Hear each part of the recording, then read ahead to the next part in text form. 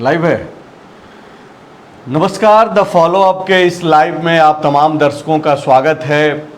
चुनाव की घोषणा हो चुकी है और इसके ठीक तुरंत बाद से पाला बदलने का भी दौर जारी हो गया है।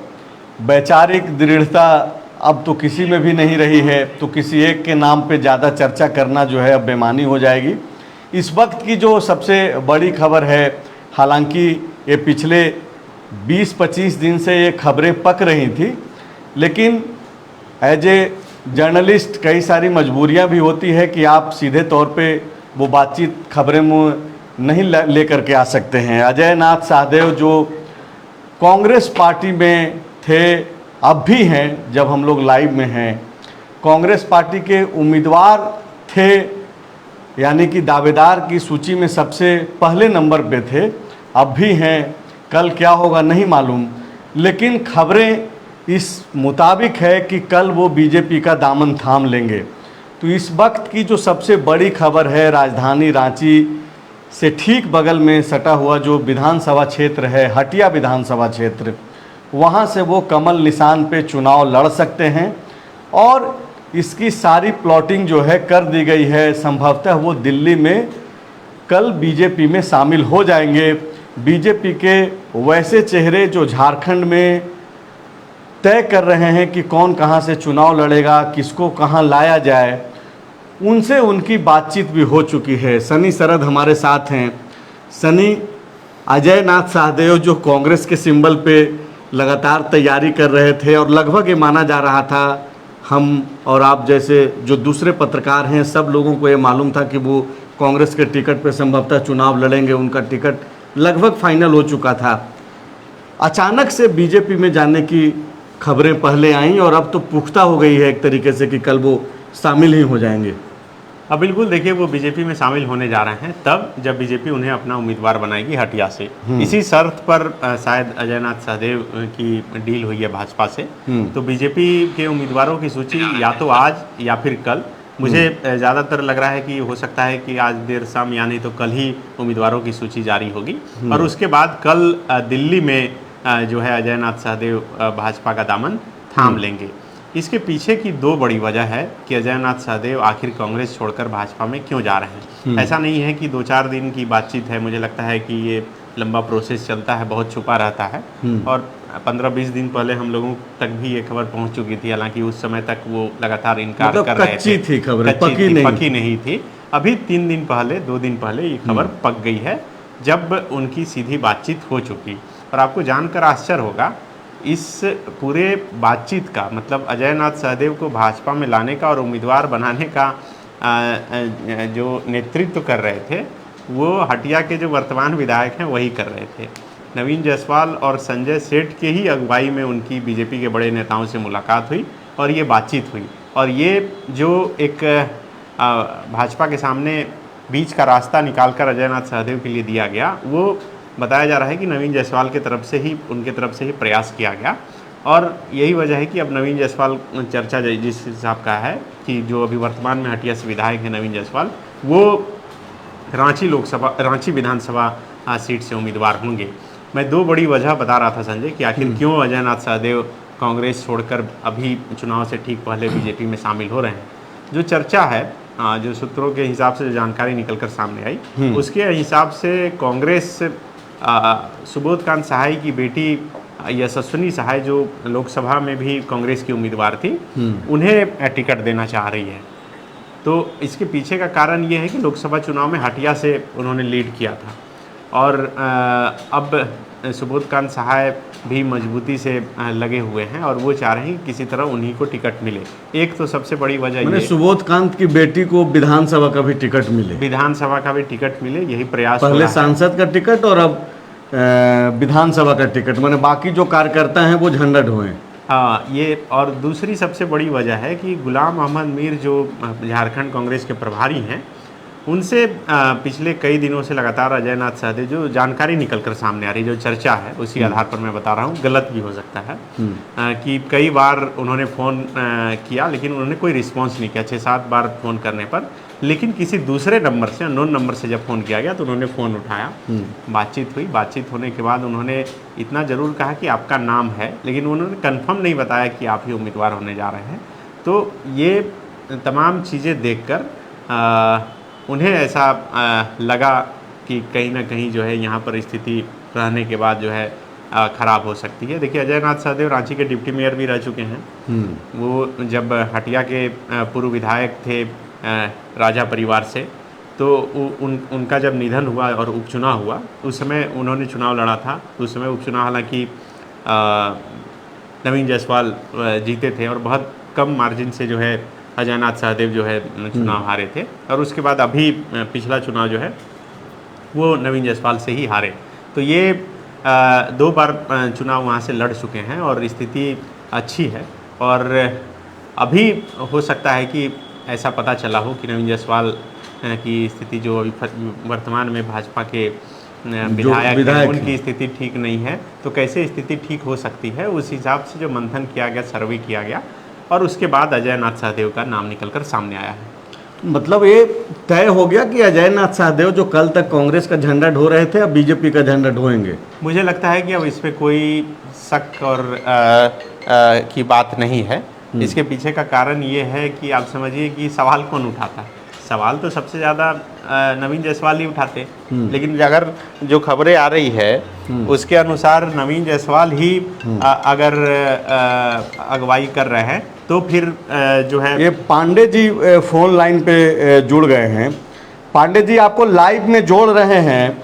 हम लोग बातचीत कर रहे हैं कि अजय नाथ सहदेव जो है बीजेपी के संपर्क में हैं और कल बीजेपी का वो दामन भी थाम लेंगे। कल तक कांग्रेस जिंदाबाद कर रहे थे, अब बीजेपी जिंदाबाद करेंगे। पब्लिक और उनके जो समर्थक हैं वो परेशान हैं। कैसे देखा जाना चाहिए इसको? मैं थोड़ी देर में बताऊंगा। जो इस वक्त की सबसे बड़ी खबर है मैं वो आपको बता रहा हूँ जी। 10 सीटों पर आजसू का फाइनल हो गया, तय हो गया। वो सीट है सिल्ली, रामगढ़, गोमिया, ईचागढ़, मांडू, जुगसलाई, डुमरी, पाकुड़, लोहरदगा और मनोहरपुर आजसू के खाते में गया। बिल्कुल, मनोहरपुर आजसू के खाते में गया। इसको एक अलग से हम लोग लाइव कर देते हैं थोड़ी देर में, क्योंकि बड़ी खबर है पांडे जी। लेकिन जो दर्शक अभी जुड़े हुए हैं उनको भी एक बार फिर से बता दें कि आजसू को 10 सीटें दे दी गई है। एनडीए फोल्डर में आजसू 10 सीटों पे चुनाव लड़ेगा, और वो 10 सीटें कौन कौन है पांडे जी ने आपको बताया है। रिवाइंड करके आप सुन सकते हैं। फिर से हम सवाल पे आ रहे हैं पांडे जी आपके पास कि अजय नाथ सहदेव को लेकर के जो खबरें हैं, उनके पीछे जो झंडा ढोने वाले लोग हैं वो परेशान हैं कि अब तक कांग्रेस जिंदाबाद कर रहे थे, अब बीजेपी जिंदाबाद करना पड़ेगा। हटिया के लोगों को इस बात के लिए और फिर बीजेपी में घुस के बीजेपी ऑफिस से कुछ दूसरा सिंबल ले लिया। तो इसके लिए अजय नाथ सहदेव जी को थैंक यू कि कम से कम 24 घंटे से अधिक समय का वक्त दिया अपने कार्यकर्ताओं को। उन्होंने मतलब चुनाव में जो रोमांच है वो शुरू हो गया है। रोमांच अभी शुरू नहीं हुआ है, अभी बाकी है। इसके बाद शुरू होगा। सत्ता पक्ष, जो मेरी खबर है सूत्रों के अनुसार से, सत्ता पक्ष ने भी इसकी तैयारी कर ली है। बिल्कुल। सत्ता पक्ष के घर से ईंटा जा रहा है तो सत्ता पक्ष ये तय मान लीजिए कि पूरा झाड़ू मारकर लाने की कोशिश में है, और आपको चौंकाने वाले तथ्य आएंगे। जैसे संभवतः अमित यादव का टिकट कट रहा है, कुमकुम जी को मिल रहा है, तो अमित यादव वहां से बरकट्ठा से हो सकता है कि शामिल हुए हैं, लेकिन ये अमित यादव, ये बरकट्टा वाले उनका टिकट कट रहा है, आप ये बात बोल रहे हैं? हाँ, बिल्कुल, मैंने कल ही बताया था ना, कुमकुम। तो ये कंफर्म हो गया है या फिर चर्चा है? अभी चर्चा है। तो चर्चा ये भी है कि सत्ता पक्ष ने भी उनसे संपर्क साध लिया है, अमित यादव से। बिल्कुल। तो ऐसी कई चीजें हैं जहाँ पे आप मतलब आपको बहुत परिवर्तित नजर आएगा सिनेरियो सीन। तो ये अजय नाथ सहदेव कल शामिल हो रहे हैं? ये जो हम लोगों के पास जो खबरें हैं वो कंफर्म है, कल ज्वाइन कर जाएंगे, वो ज्वाइन कर लेंगे? आज इसकी रूपरेखा तय हो जाएगी जब 2 बजे दिल्ली में जो भी झारखंड के नेता जमे हुए हैं वापस रांची पहुंच जाएंगे। हाँ। उसके बाद से सिर्फ अजय नाथ सहदेव नहीं बल्कि और 2-3 लोगों का नाम है। फिलहाल इसलिए मैं उनका नाम नहीं ले रहा हूं क्योंकि मैंने जब अभी तुरंत उनसे बात किया फोन पे, हाँ, तो उन्होंने सीधा इनकार कर दिया और वो कहा है कि ये नहीं, इनकार तो ये लोग करते रहते हैं ना। मतलब ये तो ज्वाइनिंग के 2 घंटे पहले तक इनकार करते हैं, प्रेस कॉन्फ्रेंस करके इनकार करते हैं। अभी अजय नाथ सहदेव से पूछ लिया जाए तो वो सीधे इनकार करेंगे। हाँ, तो इसी तरीके की बात है। तो जब अब उन्होंने ये आग्रह किया कि नहीं ये भ्रामक खबर कम से कम मत चलाइए, तो अब इस वजह से मैं उनका खबर है भ्रामक ही सही, खबर तो है। हाँ, खबर है 3 लोगों का कल ज्वाइनिंग का, जिसमें रोशन लाल चौधरी, चंद्र प्रकाश चौधरी के जो भाई हैं बड़का गांव, चूंकि मतलब बीजेपी में चला गया। अच्छा, बड़का गांव आजसू को नहीं मिला। जो सीटें आप गिना रहे थे इसका मतलब तय है। एक बार फिर से पांडे जी आप रिपीट कर दीजिए, थोड़ी देर बाद फिर से आपको लाइव में जोड़ेंगे। क्या मैं रिपीट करूं? ये आजसू की जो सीटें हैं। अच्छा, आजसू को टोटल 10 सीटें दी गई हैं जी, और उस 10 सीटों में सिल्ली जी, रामगढ़, हाँ, गोमिया 3, हाँ, इच्छागढ़ 4, मांडू 5, जुगसलाई 6, डुमरी 7, पाकुड़ 8, लोहरदगा 9 और मनोहरपुर। तो ये 10 सीटें हैं। बड़का गांव जो है आजसू को नहीं मिला, बड़का गांव बीजेपी के खाते में गया है। और खबर यह है कि चंद्र प्रकाश चौधरी के भाई जो रोशन लाल चौधरी हैं उनको ही टिकट दिया जाएगा। रोशन लाल चौधरी भी कल ज्वाइन करेंगे। अगर अजय नाथ सहदेव कल ज्वाइन कर रहे हैं तो उनके साथ रोशन लाल चौधरी। 2 नाम हो गया। पांडे जी एक और नाम बता ही दीजिए। अभी इतनी आसानी से मत कहिए कि वहाँ पे फिर मैं कह रहा हूँ तोता पोसने का काम चल रहा है बड़का गांव से। बीजेपी की इच्छा सिर्फ रोशन लाल चौधरी को अपनी पार्टी ज्वाइन करा के टिकट देने की नहीं है। ऑफिशियल अनाउंस हो गया।